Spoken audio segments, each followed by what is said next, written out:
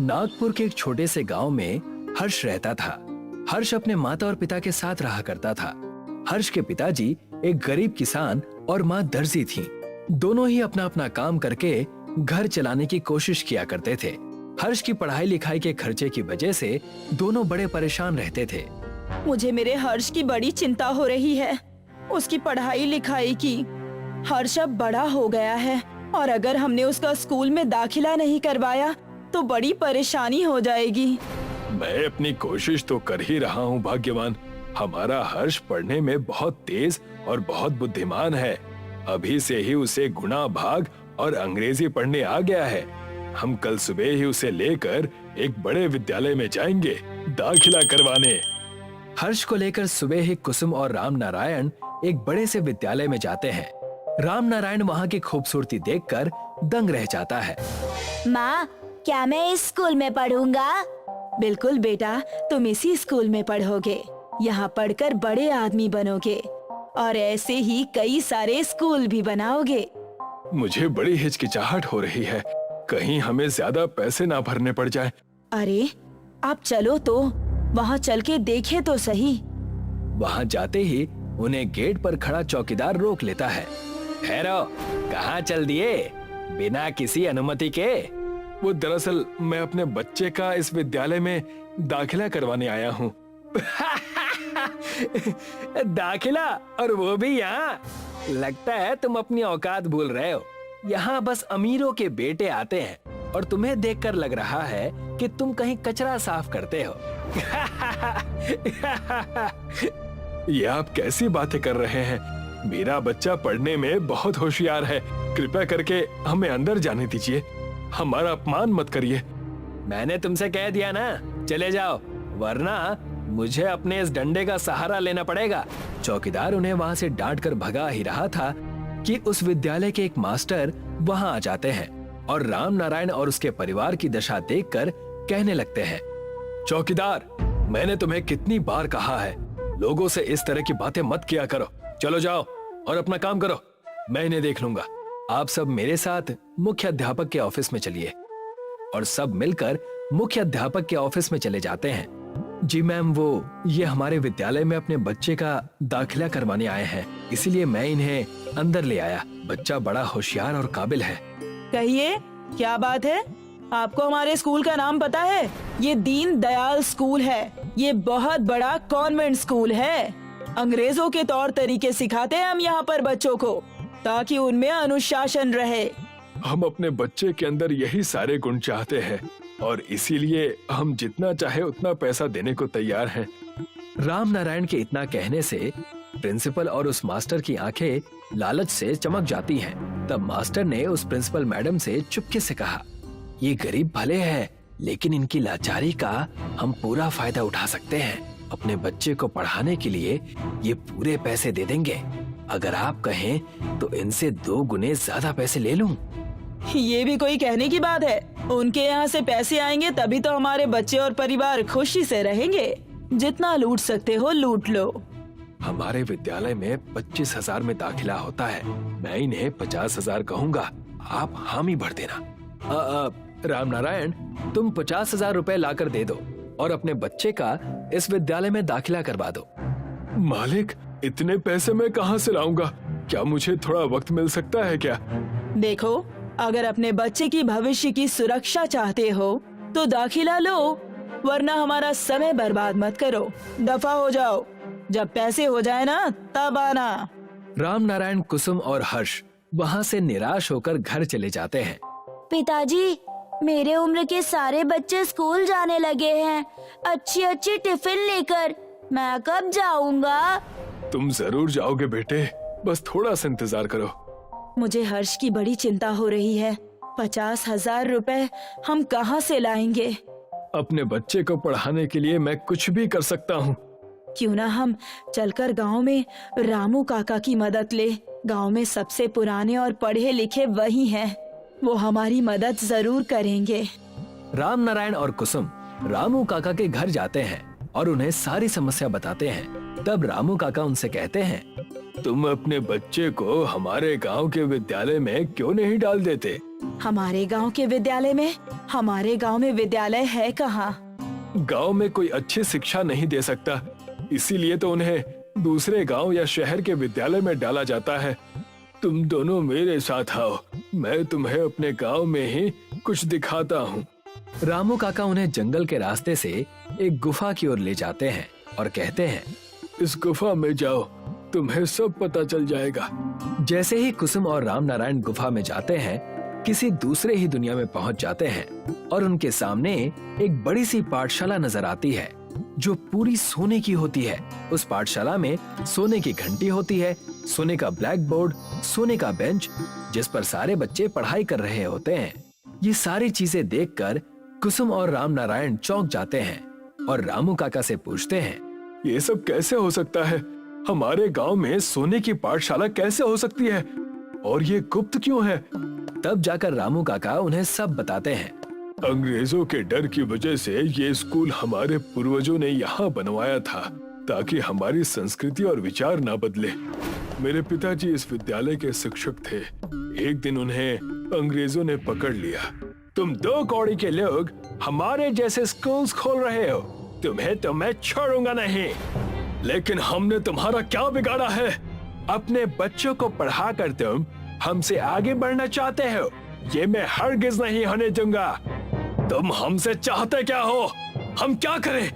पूरे नागपुर गांव में जितना सोना है तुम हमें लाकर दो और अपनी ये गंदी सी स्कूल बंद करके यहाँ से चले जाओ।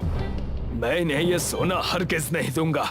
सारे सोने को लेकर उस जंगल के गुफा में छुपा दूंगा और अपनी अलग दुनिया बनाऊंगा।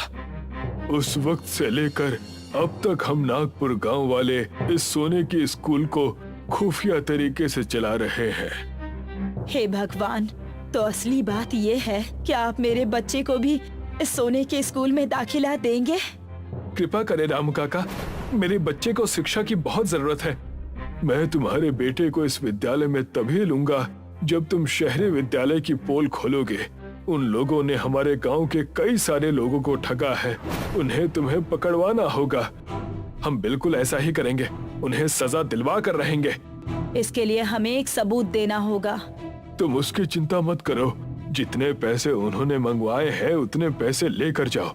मैं पीछे से पुलिस को बता दूंगा, तब उन्हें रंगे हाथ हम पकड़ लेंगे। कुसुम और राम नारायण ने ऐसा ही किया। वो पैसे लेकर उस महंगे विद्यालय में चले गए और राम नारायण ने प्रिंसिपल से कहा, जी ये लीजिए आपके पैसे, पूरे 50,000 हैं। हाँ हाँ, लाओ लाओ। मुझे पहले से ही पता था कि तुम अपने बच्चे को हमारे पास ही पढ़ाओगे। अरे इतना अच्छा स्कूल जो है और कहाँ सोने की पाठशाला में पढ़ता। लाओ, मुझे पैसे दो। जैसे ही राम नारायण ने पैसे प्रिंसिपल को दिए, पैसे हाथ से लेते ही उस कमरे में पुलिस वाले घुस गए और उन्हें रंगे हाथों पकड़ लिया। तुम्हें हम हवालात में अच्छी शिक्षा देंगे। मैं और मेरे पति मेहनत करके दिन रात लोगों के घरों का काम करके अपने बच्चे को पढ़ाना चाहते थे, और तुम हो कि तुम्हें शर्म ही नहीं है। प्रिंसिपल और मास्टर दोनों रंगे हाथ पकड़े गए और इसी तरह हर्ष अपने सोने की पाठशाला में अपनी शिक्षा पूरी करने लगा। मीनाक्षी और गुंजन एक दूसरे के पड़ोसी थे। दोनों में बहुत प्यार मोहब्बत था। उनके घर के सामने से कई फेरी वाले गुजरते थे। मीनाक्षी जब भी कुछ खरीदती तो गुंजन को आवाज जरूर लगा देती। गुंजन, अरे ओ गुंजन, गोभी वाला आया है, मात्र 10 रुपए किलो गोभी बेच रहा है, तुम भी ले लो, फिर कहोगी कि बताया नहीं। इसी तरह गुंजन भी जब कुछ खरीदती तो मीनाक्षी को बुला लिया करती। एक दिन दोपहर में एक मटर बेचने वाला आया। ताजी हरी मटर ले लो, मटर वाला 30 रुपए किलो मटर। मीनाक्षी अपने घर से बाहर आकर मटर देखने लगी। ले लो बहन जी, एकदम कच्ची मटर है, कल ही खेत से तोड़ी है। ठीक है, 1 किलो तोल दो। मीनाक्षी ने हमेशा की तरह गुंजन को आवाज दी। गुंजन, ओ गुंजन, मटर वाला आया है, अच्छी मटर है, लेना है तो आ जाओ। संयोग से गुंजन उस दोपहर रजाई ओढ़कर गहरी नींद में सो रही थी। मीनाक्षी के कई बार आवाज देने पर भी जब गुंजन बाहर नहीं आई तो मीनाक्षी ने अपने लिए मटर खरीद लिए और मटर वाला चला गया। शाम को जब मीनाक्षी सब्जी बनाने के लिए मटर छीलने बैठी तो उसके होश उड़ गए। मटर में से सोने के दाने निकल रहे थे। उसी समय मीनाक्षी का पति शुभम ड्यूटी से लौटकर आया। शुभम स्वार्थी और लालची किस्म का इंसान था। सोने के मटर के दाने देखकर वह बहुत खुश हुआ। अरे वाह, हम तो माला माल हो गए। तुमने 1 किलो मटर ही क्यों खरीदी? कम से कम 10-12 किलो मटर खरीद लेती। मुझे क्या पता था कि मटर में से सोने के दाने निकलेंगे। पता होता तो ज्यादा खरीद लेती। मीनाक्षी के पति ने पूरे गांव में अपने अमीर होने का खूब दिखावा किया। जब गुंजन को पता लगा कि मीनाक्षी ने ऐसे मटर खरीदे हैं जिसमें से सोना निकला है, तो वह मीनाक्षी के घर पहुंची। क्यों मीनाक्षी, तुमने मटर अकेले अकेले खरीद लिए? मैं जब भी कुछ खरीदती हूँ तो हमेशा तुम्हें आवाज लगाती हूँ। मैंने तुम्हें आवाज दी थी, लेकिन तुम घर से बाहर ही नहीं निकली। शायद तुम सो रही थी। अच्छा हाँ, मैं परसों दोपहर थोड़ा सा सो गई थी। मुझे लगा कि तुमने जानबूझकर मुझे नहीं बुलाया। मुझे माफ करना। कि वह मटर वाला कभी दोबारा आए तो मैं भी उससे मटर खरीदूंगी। गुंजन जब घर पहुंची तो गुंजन का पति उससे बोला, अब पता लगी तुम्हें अपनी मीनाक्षी बहन की असलियत। तुम तो कहती थी कि मीनाक्षी बहुत अच्छी है। अब देखा कैसे वो सोने की मटर अकेले खरीद कर बैठ गई। हमें गलतफहमी हो गई है। मीनाक्षी ने मुझे आवाज दी थी, लेकिन उस दोपहर नींद में होने के कारण मैं मीनाक्षी की आवाज सुन ही नहीं पाई थी। मैं नहीं मानता, वो झूठ बोल रही है। उसने तुम्हें इसलिए नहीं बुलाया क्योंकि वो नहीं चाहती थी कि उसके साथ साथ हम लोग भी अमीर हो जाएं। उधर मीनाक्षी का पति शुभम काम धंधा छोड़कर घर बैठ गया था और हमेशा सोने के मटर के दानों की रखवाली करता रहता था। मीनाक्षी उससे बोली, क्यों ना हम आधे किलो मटर गुंजन के घर दे आए? हमारे साथ उन लोगों के घर भी सुख समृद्धि आ जाएगी, तो इसमें बुरा क्या है? क्या तुम पूरी पागल हो गई हो? आधे किलो सोने की मटर गुंजन के घर दे आओगी? अरे इन मटर के दानों से मुझे पूरा जीवन गुजारना है। अगर आधी मटर के दाने तुमने गुंजन को दे दिए तो मुझे आधी जिंदगी काम करना पड़ेगा। इसलिए आधे किलो मटर गुंजन को देने की बात बिल्कुल भूल जाओ। एक दिन गली में एक और मटर बेचने वाला आया। इस बार गुंजन के पति ने उसे पकड़ लिया और उसके सारे मटर खरीद लिए। मटर कम से कम 50 किलो थे। गुंजन और उसके पति ने मटर छीलने शुरू किए, लेकिन किसी भी मटर में सोने के दाने नहीं निकले। गुंजन के घर 50 किलो मटर का कोई काम तो था नहीं, इसलिए वह पड़े पड़े खराब होने शुरू हो गए। क्यों ना मैं कुछ किलो मटर मीनाक्षी को दे आऊं? यहाँ तो ये खराब ही हो जाएगी। गुंजन ने एक बोरी में मटर भरी और कुछ मटर मीनाक्षी को दे आई। मीनाक्षी गुंजन के व्यवहार पर बहुत खुश हुई। उसने मन में ठान लिया कि वह किसी भी तरह आधे किलो सोने के मटर गुंजन को देकर रहेगी। मीनाक्षी बाजार जाकर हरे और गोल्डन कलर का पेंट खरीद लाई। उसने आधे किलो हरे मटर पर गोल्डन पेंट कर दिया। एक सुबह जब उसका पति टॉयलेट में था तो मीनाक्षी ने जल्दी से आधे किलो सोने के मटर के दाने उठाए और उसकी जगह अपने पेंट किए हरे मटर के दाने रख दिए। दोपहर में वह अपने पति से बोली, सुनिए जी, मैंने साधारण मटर की सब्जी बनाई है।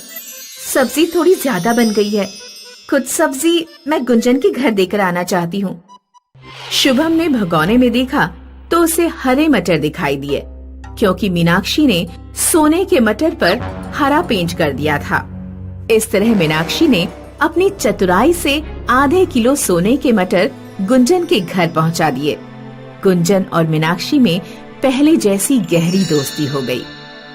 मीनाक्षी, एक बात बताओ, जब तुम्हारे पति को पता लगेगा कि आधे मटर के दाने सोने की नहीं साधारण हैं, तो तुम उनसे क्या कहोगी? कह दूंगी कि मुझे क्या पता, हो सकता है मटर वाले ने हरे मटर के दानों पर गोल्डन पेंट करके हमें उल्लू बना दिया हो। उत्तर प्रदेश में पश्चिमी फतेहगंज नाम का एक गांव था, जहां सूरज अपने परिवार के साथ रहता था। सूरज तरबूज की खेती करता था। उसकी 2 बेटियां थीं, ज्योति और मालू। पिताजी, मालू ने बिना कुल्ला किए ही चावल खा लिए। पिताजी, इसने मेरा टूथब्रश अपने सड़े हुए मुंह में डालकर खराब कर दिया, इसलिए मैंने आज दांत नहीं मांजे। मुझे नया ब्रश ला कर दो। मालू बेटी, तुम अपना ब्रश अच्छे से धोकर साफ कर लो। ज्योति तुम्हारी बहन ही तो है, अगर उसने तुम्हारा ब्रश इस्तेमाल कर लिया तो कौन सी आफत आ गई। इस बार तरबूज की खेती बहुत हल्की हुई है, इसलिए बहुत सोच समझकर खर्च करना होगा। कल मैं तरबूज बेचने मंडी जाऊंगा, देखते हैं इस बार कितने पैसे मिलते हैं। मंडी गांव से दूर शहर में थी। मंडी का ठेकेदार मोतीराम एक चालाक और कंजूस इंसान था, जो किसानों का शोषण करता था। इस साल मुझे बेटी की शादी करनी है, 10-12 लाख से कम खर्चा नहीं होगा।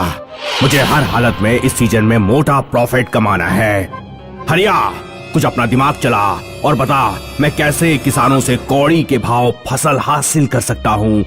मैंने सोचा है कि कुछ कमजोर किसानों के पैसे रोक लिया जाए, गरीब किसान हमारा कुछ नहीं बिगाड़ पाएंगे। तू क्या कहता है?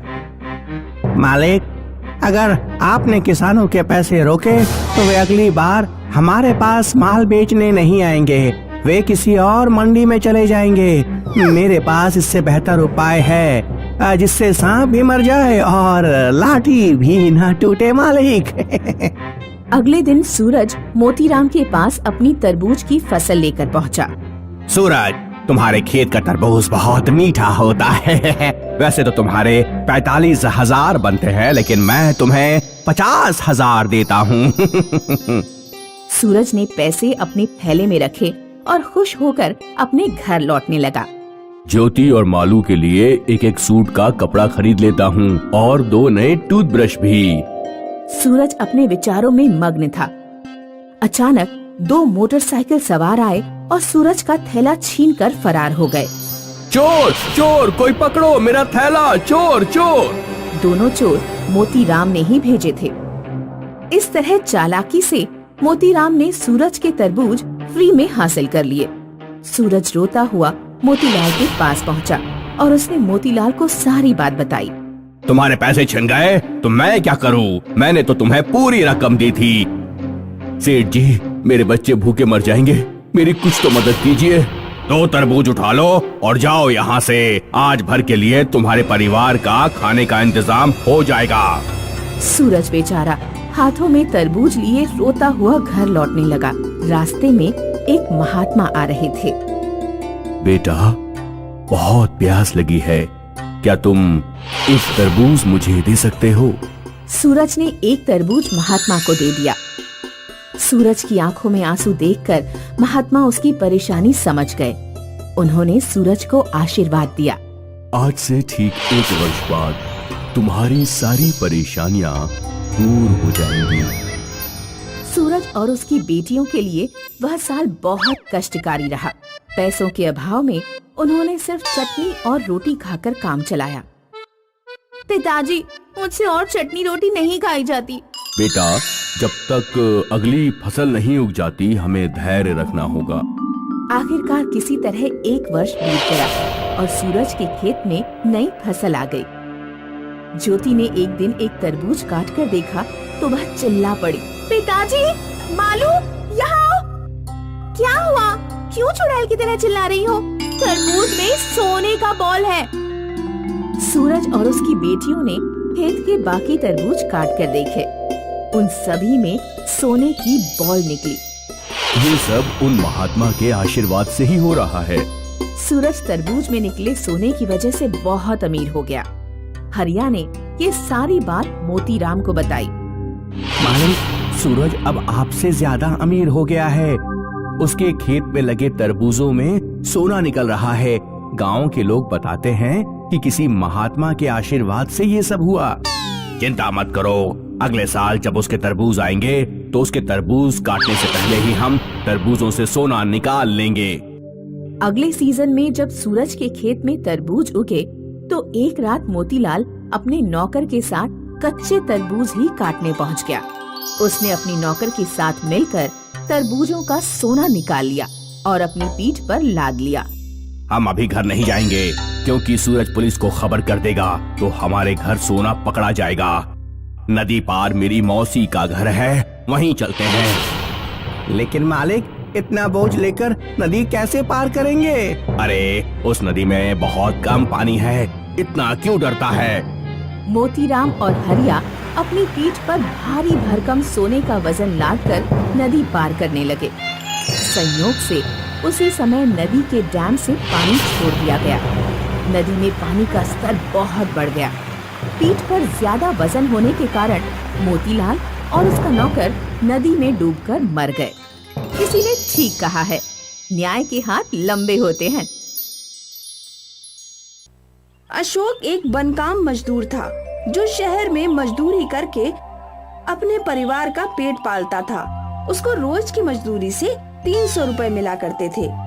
अशोक एक किराए के घर में रहता था अपने पूरे परिवार के साथ। उसके परिवार में उसकी पत्नी अनुराधा और उसके 3 बच्चे थे, भुवन, जीवन और नंदिनी। ये लो अनुराधा, आज की दिहाड़ी। हाँ, कल मैंने किराएदार को 3000 किराया दे दिया। अच्छा किया। हाँ, काश आपका वेतन बढ़ जाए। इतने कम वेतन में हम पैसे कैसे बचत कर सकते हैं?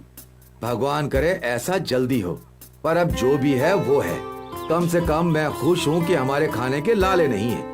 बच्चे स्कूल जा रहे हैं और हम भर पेट खाना खा रहे हैं। भगवान को लाख लाख धन्यवाद। हाँ बिल्कुल, भगवान जी की हम पर बहुत कृपा है। अशोक और अनुराधा भले ही गरीब थे, पर उन्हें अपनी परिस्थिति से कोई बैर नहीं था। वो खुश थे और संतुष्ट थे। अनुराधा अक्सर गरीबों की मदद किया करती थी। एक दिन की बात है, अनुराधा बाजार में सब्जियां खरीद रही थी। तभी उसने देखा कि एक बूढ़ी औरत रास्ते पर भीख मांग रही है। बहुत भूख लगी है बेटा, कई दिनों से कुछ नहीं खाया।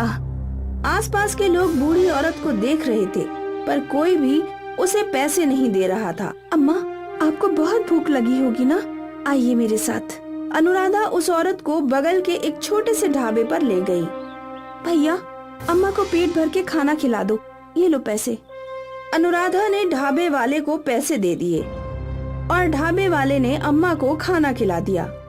कई दिनों से भूखी अम्मा हड़बड़ी में खाना खाने लगी। अनुराधा वहीं पास बैठी थी। जब अम्मा ने पूरा खाना खा लिया, और कुछ चाहिए अम्मा? नहीं बेटा, पेट भर गया। भगवान तुम्हारा भला करे, तुम जुग जुग जियो, हमेशा खुश रहो। अनुराधा ने अम्मा के हाथ में कुछ और पैसे दिए। ये रखिए, आपको जब वापस भूख लगेगी कुछ खा लीजिएगा। शुक्रिया, तू बहुत अच्छी है बेटा, तेरे साथ कभी बुरा नहीं होगा। जब तुझे मदद की जरूरत होगी, तुझे मदद हमेशा मिलेगी। अनुराधा वहाँ से मुस्कुराकर चली गई। अनुराधा की तरह अशोक भी बहुत अच्छा था। वो भी लोगों की मदद कर दिया करता था। चाचा, मैं आपकी मदद कर देता हूँ, पर बेटा ये बहुत भारी है। मजदूर के लिए ये कौन सा भारी होगा? चलिए। अशोक ने उस बूढ़े आदमी का सामान उसके घर तक पहुँचाया। शुक्रिया बेटा, तेरी बहुत मेहरबानी है। भगवान तेरा हमेशा अच्छा करे। अब मैं चलता हूँ चाचा। अनुराधा और अशोक भले ही गरीब थे, पर वो किसी की भी मदद के लिए हमेशा तैयार रहते थे। अनुराधा और अशोक के अच्छे कर्मों की कोई गिनती नहीं थी। उन्हें जब मौका मिलता वो किसी न किसी की मदद किया करते ही थे। कुछ महीने बीत गए। एक दिन अशोक एक बिल्डिंग का बनकाम कर रहा था। वो काफी ऊंचाई पर चढ़ा था और बदनसीबी से उसके पैरों के नीचे का बम्बू टूट गया और अशोक इतनी ऊंचाई से नीचे गिरा कि वो जख्मी था। जब उसे हॉस्पिटल ले जाया गया तो डॉक्टर ने उसकी पट्टी कर दी। भगवान का शुक्र है कि कोई गहरी चोट नहीं आई है। घुटने की एक हड्डी टूट गई है, जिसे जुड़ने में 2 से 3 महीने लग सकते हैं, पर तब तक इन्हें बिल्कुल भी काम नहीं करना होगा। 2-3 महीने? 2-3 महीने आराम करने की बात सुनकर दोनों सहम गए। अशोक तो एक दिहाड़ी वाला मजदूर था। उसे तो रोज काम के ही पैसे मिलते थे। 2-3 महीने अगर उसे घर पर बैठना पड़े तो उसका घर कैसे चलेगा। अब हम क्या कर सकते हैं? आप फिक्र मत कीजिए, मैं कुछ न कुछ काम ढूंढ लूंगी जिससे हमारा गुजर बसर तो हो ही जाएगा। और कोई रास्ता भी नहीं है। सोचा नहीं था भगवान ये दिन भी दिखाएगा। अशोक और अनुराधा के बचाए हुए पैसे इलाज में खर्च हो गए। अब उनके पास बहुत ही कम पैसे बचे। कुल मिलाकर अब 300 रुपए ही बचे हैं। इसमें तो बस 2-3 दिन का राशन ही आएगा। अब मुझे जल्दी काम मिल जाना चाहिए। कितने दिनों से मैं काम ढूंढ रही हूँ। भगवान करे मुझे जल्दी काम मिल जाए ताकि हम पर भूखे मरने की नौबत ना आए। हाँ, भगवान से यही प्रार्थना है। खैर, मैं इन पैसों से जो बन पड़ेगा ले आती हूँ। हाँ। अशोक और अनुराधा दोनों परेशान थे। उनकी आर्थिक स्थिति विकट थी। वो 300 रुपए लेकर अनुराधा बाजार गई। वहाँ उसने चावल, दाल और कुछ सब्जियाँ ले ली। अब अनुराधा के पास बस 10 रुपए बचे थे। वो घर लौट रही थी कि उसका ध्यान उसी बूढ़ी औरत पर गया। बहुत भूख लगी है बेटा, कई दिनों से कुछ नहीं खाया, कुछ खाने को हो तो दे दो। बेचारी, लेकिन आज इसे पेट भर के खाना खिलाने के लिए मेरे पास पैसे भी नहीं हैं, बस 10 रुपए हैं। इसमें क्या आएगा। अनुराधा ने यहाँ वहाँ देखा तो एक पकौड़े की दुकान थी। मुझे 10 रुपए के पकौड़े दे दीजिए। अनुराधा ने दुकानदार को 10 रुपए दिए और पकौड़े ले लिए। वो पकौड़े लेकर अनुराधा उस बूढ़ी औरत के पास गई। अम्मा, आज मैं तुम्हें पेट भर तो नहीं खिला सकती, पर ये खा लो। उस बूढ़ी औरत ने पकौड़ों के कागज को हाथ लगाया और बोली, आज ये पकौड़े तू अपने घर ले जा बेटी, समझ ले मैंने खा लिए, आज इस पर तेरा हक है। अम्मा, पर आपको भूख लगी है ना? वो बूढ़ी औरत मुस्कुराई और देखते ही देखते अनुराधा की आंखों के सामने से ओझल हो गई। अनुराधा हड़बड़ा गई। वो बूढ़ी औरत को यहाँ वहाँ ढूंढ रही थी, पर वो उसे कहीं नहीं मिली। फिर अनुराधा घर लौटी, अपने पति अशोक को ये सारी बातें बताई। ऐसे कैसे कोई गायब हो सकता है? पता नहीं, मैं भी हैरान थी। अच्छा, वो पकौड़े दिखाओ। अशोक ने पकौड़े का कागज खोला और दंग रह गया। कागज के अंदर सोने के पकौड़े रखे थे। सोना? इतना सारा सोना? ये सच है क्या? हाँ, पर कैसे? शायद उस बूढ़ी औरत की वजह से। उस रोज उन्होंने मुझे आशीर्वाद दिया था। शुक्रिया, तू बहुत अच्छी है बेटी, तेरे साथ कभी बुरा नहीं होगा। जब तुझे मदद की जरूरत होगी, तुझे मदद हमेशा मिलेगी। हाँ, तुम्हारी अच्छाई की वजह से हमें आज अपनी जरूरत के समय मदद मिली है अनुराधा। भगवान का लाख लाख शुक्रिया। इस दिन के बाद अशोक और अनुराधा की जिंदगी बदल गई। अशोक का इलाज हो गया और अब वो बनकाम मजदूर नहीं रहा। अनुराधा और अशोक ने खुद का घर खरीद लिया और एक दुकान भी। अब दोनों साथ काम करते थे। सोने के पकौड़ों ने अशोक और अनुराधा की जिंदगी ही बदल दी।